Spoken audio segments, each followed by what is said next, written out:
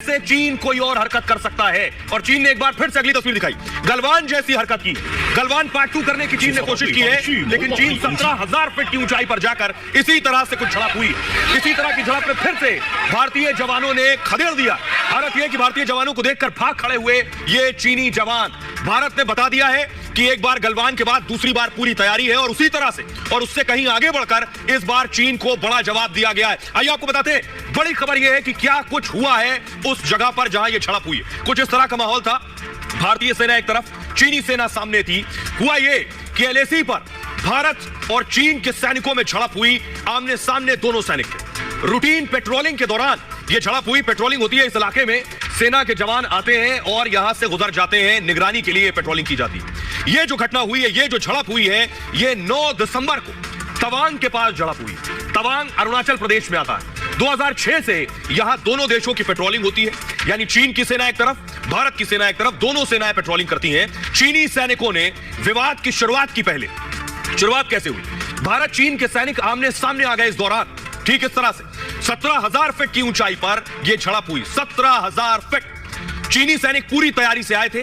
उनकी मंशा साफ थी कि अंदर जाकर घुसपैठ करनी है। झड़प की भी तैयारी करके आए थे। 5 बटालियन, जी हां, 5 बटालियन चीनी सैनिक आए थे। अगर 5 बटालियन चीनी सैनिक आ रहे हैं यानी तैयारी पूरी थी। ठीक इस तरह से झड़प शुरू हुई दोनों जवानों के बीच, दोनों सेना की। भारतीय सेना भी पहले से तैयार थी। गलवान के बाद भारतीय सेना ने अपनी तैयारी और बढ़ा दी है कि चीनी सेना जब सामने होगी तो हम उन्हें कैसे जवाब देंगे।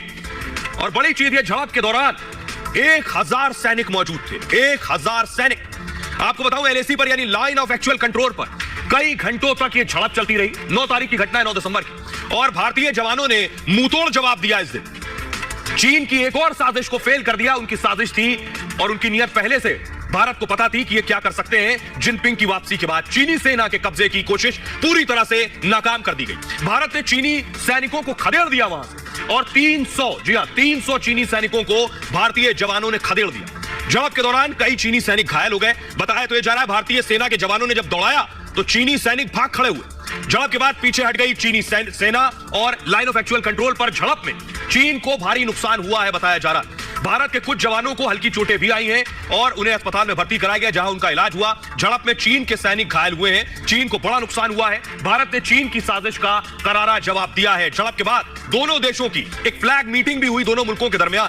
2020 में गलवान में भारत ने इसी तरह से करारा जवाब दिया था। आपको याद होगा, चीन के 40 जवान और 40 से ज्यादा जवान ढेर कर दिए गए थे। आइए मैं आपको बताता हूं कि आखिर कहां यह झड़प हुई है।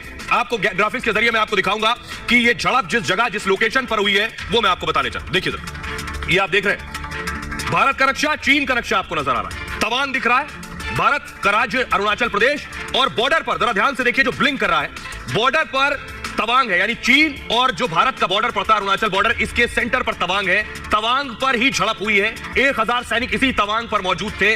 और तवांग के लिए क्या इंपॉर्टेंस क्या है ये आपको बताएं, उससे पहले जरा डिफेंस एक्सपर्ट को सुनाऊं। उससे पहले बड़ी खबर, बड़ी ब्रेकिंग न्यूज आ रही है कि भारतीय सेना का जवाब आ गया इस झड़प पर। भारतीय सेना ने बयान जारी किया है बाकायदा इस झड़प पर, क्योंकि खबर आई थी कि तवांग में झड़प हुई है।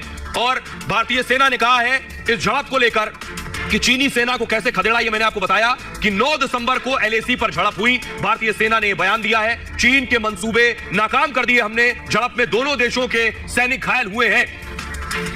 भाई अब आपको सुनवाता हूं, सुनिए जरा डिफेंस एक्सपर्ट क्या कुछ कह रहे हैं। पीके सहगल, इस झड़प के बारे में भारतीय सेना ने कैसे जवाब दिया, सुनिए। तवांग के एरिया में झड़प हुई है। चीन की सेना ने लाइन ऑफ एक्चुअल कंट्रोल को क्रॉस करने की कोशिश की। हिंदुस्तान के सैनिकों ने डटकर उनका मुकाबला किया और उस झड़प में कुछ हमारे सैनिक घायल हुए और चीन के ज़्यादा सैनिक घायल हुए। उसके बाद दोनों कमांडर्स के बीच में फ्लैग मीटिंग हुई और फ्लैग मीटिंग के बाद में वहाँ डिसएंगेजमेंट हो गया और दोनों सेनाएं अपनी अपनी जगह पर लौट गई हैं। लेकिन 2006 से लेके इस इलाके में अनेकों बार झड़पें हुई हैं, क्योंकि दोनों साइड का जो परसेप्शन है लाइन ऑफ एक्चुअल कंट्रोल का, वो अलग अलग है और दोनों साइड अपने अपने परसीव्ड परसेप्शन के मुताबिक पेट्रोलिंग करती हैं। लेकिन हिंदुस्तान ने साफ तौर पर कहा है कि हम किसी प्रकार से 1 इंच लैंड को भी ऑक्यूपाई नहीं करने देंगे। और हिंदुस्तान ने जिस माफी कार्रवाई की है, चीन को साफ तौर पर नजर आना चाहिए कि आज का भारत जो है 1962 का भारत नहीं है। हम हर प्रकार से तैयार हैं उसको मुंह तोड़ जवाब देने के लिए। मुंह तोड़ जवाब देने के लिए चीन को तैयार है, लेकिन बहुत कम लोग जानते हैं कि तवांग पर नीयत क्यों खराब है चीन की। ये मैं आपको बताने जा रहा हूं, आखिर तवांग पर नीयत क्यों खराब है, बहुत कम लोग जानते हैं। तवांग पर चीन की लंबे वक्त से नजर है, बहुत पहले से। तवांग सामरिक तौर पर बहुत इंपॉर्टेंट है क्योंकि बॉर्डर पर मौजूद है। अरुणाचल का सबसे पश्चिमी हिस्सा है, वेस्टर्न साइड पर, और चीन के साथ भूटान का बॉर्डर भी वहां पर जुड़ा हुआ है। तो तीन चीजें हो गई, भारत का बॉर्डर भी है और भूटान का बॉर्डर भी है, और भूटान और भारत का बॉर्डर भी है। तिब्बत के बाद दूसरा बड़ा बौद्ध मठ भी है तवांग। तिब्बत संस्कृति का अंतिम बड़ा केंद्र है और सालों से इसे नष्ट करने का चीन प्लान बना रहा है। भारत की तैयारियों को परखने की चाल है चीन की। अक्साई चिन के बदले तवांग की पेशकश कर चुका है पहले चीन, भारत ने मना कर दिया। 1962 में 1962 में तवांग में लड़े थे भारत और चीन, यहां लड़ाई हो चुकी है 1962 में। पहले कुछ इलाके पर चीन ने कब्जा कर लिया था। उस दौरान लड़ाई के बाद चीन ने इलाका खाली कर दिया था।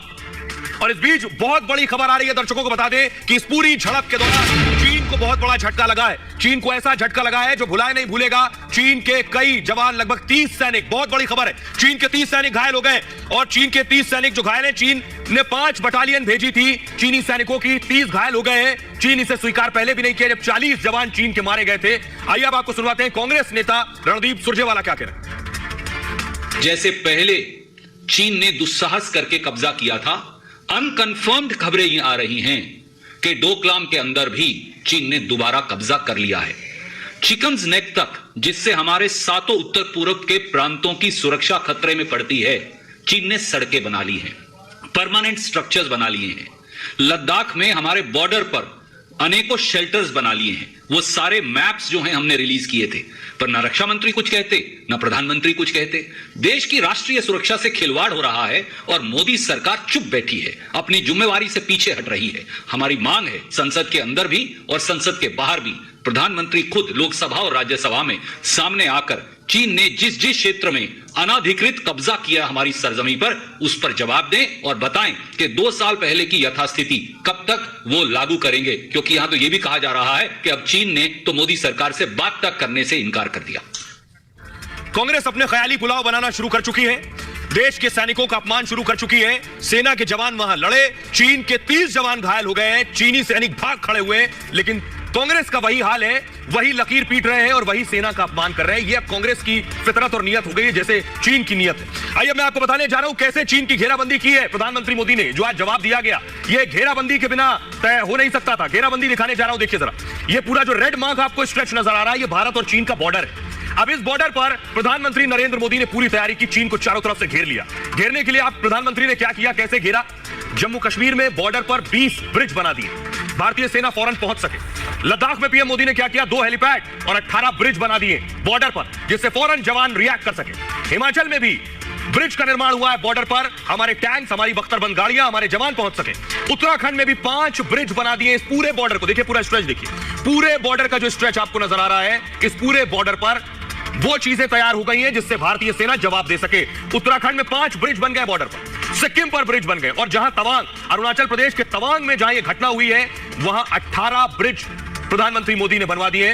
तो ये चीन की पूरी घेराबंदी है, चीन को जवाब देने के लिए घेराबंदी की गई। और यही वजह है कि भारतीय सेना आज यहां बॉर्डर के नजदीक भारी संख्या में पहुंच रही है, हमारे हथियार पहुंच रहे हैं, हमारे टैंक्स पहुंच रहे हैं, जिससे हम चीन को जवाब दे सकें। और ये जवाब ऐसा ही नहीं है, चीन को बिना हथियार के जवाब देने की भी पूरी तैयारी हो गई। बॉर्डर पर सेना पहुंचे, टैंक पहुंचे, हथियार पहुंचे, लेकिन बिना हथियार भारतीय जवान अब लड़ रहे हैं। और आज ये करके दिखाया है, आज जो भारतीय सेना ने मार के भगाया है, वो कैसे संभव हुआ ये आपको बताता हूं। देखिए जरा, ये संभव हुआ इस तरह से, कैसे कि भारतीय सेना को मार्शल आर्ट की ट्रेनिंग दी गई है। इस तरह से जो आप देख रहे हैं, चीनी सैनिकों के चाकू और डंडों का जवाब भारतीय सेना दे रही है बिना हथियार। भारत इस तरह से 2-2 हाथ को तैयार हो गया है बॉर्डर पर, ऐसे ही जवाब दिया गया झड़प। न गोली चली, न बंदूक चली, हाथों से जवाब दिया। एलएसी पर तैनात जवानों ने मार्शल आर्ट सीख ली है और मार्शल आर्ट के जरिए मारकर भगाया।